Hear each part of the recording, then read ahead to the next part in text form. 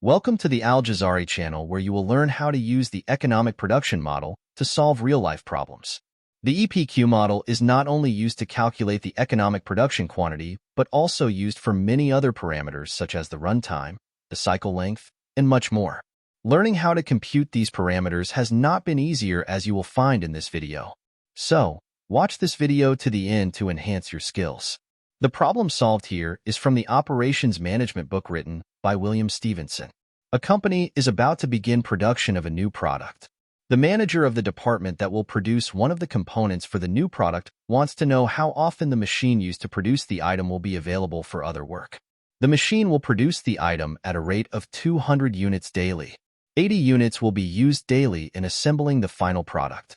Assembly will take place 5 days a week, 50 weeks a year. The manager estimates that it will take almost a full day to get the machine ready for a production run. For $300. Inventory holding costs will be $10 a year. Solve the following questions. What run quantity should be used to minimize total annual costs? How many days does it take to produce the optimal run quantity? What is the average amount of inventory? If the manager wants to run another job between runs of this item and needs a minimum of 10 days per cycle for the other work, will there be enough time? Given your answer to the previous question, 4, the manager wants to explore options that will allow this other job to be performed using this equipment. Name 3 options the manager can consider. Suppose the manager decides to increase the run size of the new product. How many additional units would be needed to just accommodate the other job? How much will that increase the total annual cost?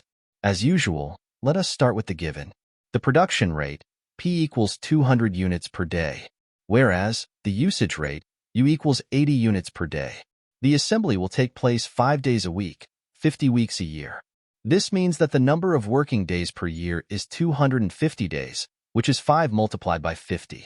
The machine setup takes 1 day and its cost is S equals $300, while the carrying cost, H equals $10 per unit a year. Starting with the first question, we know that the optimal run quantity to minimize total annual costs is EPQ equals QP equals the square root of 2 multiplied by D multiplied by S divided by H multiplied by the square root of P divided by between brackets P minus U. All the values required to calculate QP are given except the annual demand, D. One of the assumptions of this model is that the demand is spread evenly throughout the year. Consequently, the annual demand can be calculated as we know the daily demand and the number of working days per year. If we simply multiply these two values, we will get the annual demand, D. So, D equals 80 multiplied by 250 equals 20,000 units per year. Now substitute in the QP equation. So, QP equals the square root of 2 multiplied by 20,000 multiplied by 300 divided by 10 multiplied by the square root of 200 divided by between brackets 200 minus 80 equals 1,414.2. 1 approximately equals 1,414 units.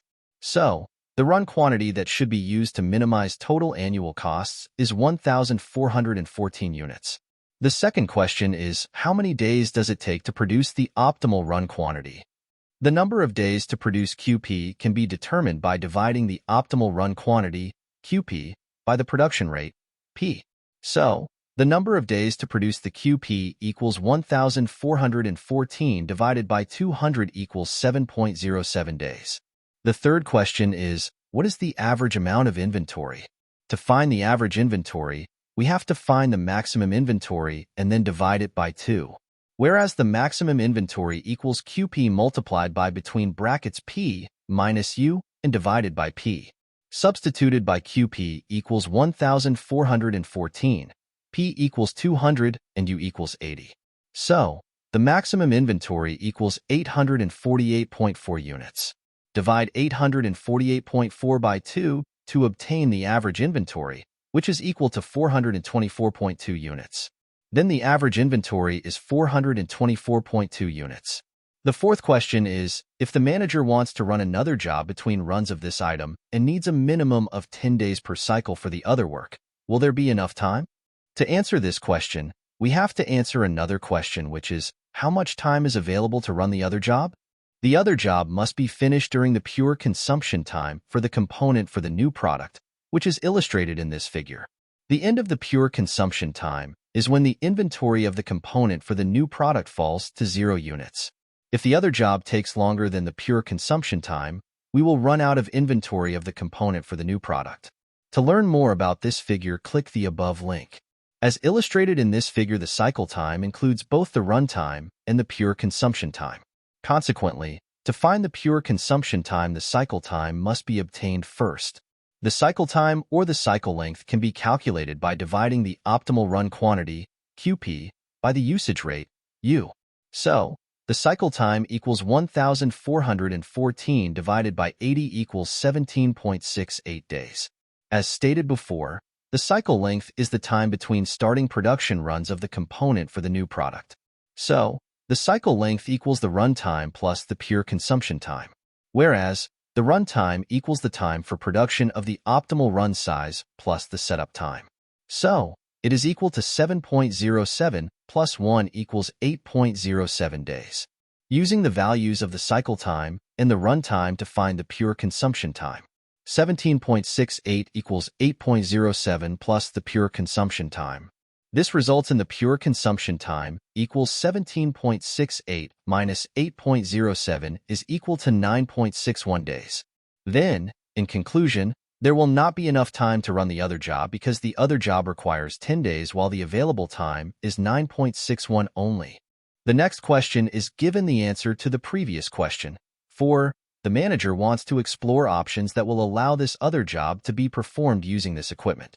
Name 3 options the manager can consider. Well, the 3 options that the manager could consider that will allow this other job to be performed are: shorten the setup time of the component for the new product, increase the run quantity of the component for the new product to allow a longer time between runs, or reduce the run size of the other job. The last question is, suppose the manager decides to increase the run size of the new product. How many additional units would be needed to just accommodate the other job? How much will that increase the total annual cost? This means that we have to determine the additional units of the component for the new product to produce and the increase in total annual cost from this new queue. We know the following. The pure consumption time for the component for the new product must equal 10 days to allow the other job to be run. The cycle time equals Q divided by U equals the runtime plus the pure consumption time.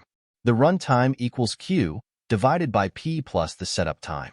So, Q divided by U equals Q divided by P plus the setup time plus the pure consumption time.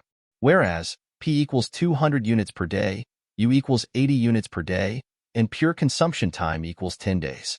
So, Q divided by 80 equals Q divided by 200 plus 1 plus 10. Rearrange this equation results in Q divided by 80 minus Q divided by 200 equals 11. Using the least common denominator, 5Q divided by 400 minus 2Q divided by 400 equals 11. This means that 3Q divided by 400 equals 11. Solve for Q. This results in Q equals 1,466.77, approximately equals 1467 units. Consequently, the additional units per run equals 1,467 minus 1,414 is equal to 53 units per run. To find the increase in the annual total cost, we have to find the annual total cost at Q equals QP equals 1,414, and then at Q equals 1,467, and then find the difference between them. In general, the total inventory cost is calculated using this equation. So, the total cost at Q equals QP equals 1,414 equals 848.4 multiplied by 10 divided by 2 plus 20,000 multiplied by 300 and divided by 1,414 equals $8,485.28. While at Q equals 1,467, we have to find the corresponding IMAX first, which equals 1467 multiplied by between brackets 200 minus 80 and divided by 200 equals 880.2 units. So, the total cost at Q equals 1,467 equals 880.2 multiplied by 10 divided by 2 plus 20,000 multiplied by 300 and divided by 1,467 equals $8,490.98. Consequently, the increase in the total cost equals $8,490.98 minus $8,485.28 equals $5.70 per year. So, to accommodate the other job between two runs of the component required for the new product, the run size would be 1,467 units, and this will increase the total annual inventory cost by $5.70. In this video, one problem is solved to illustrate the economic production quantity model. If you need more details or more solved problem, do not hesitate to contact me. If this video is helpful, press like and comment.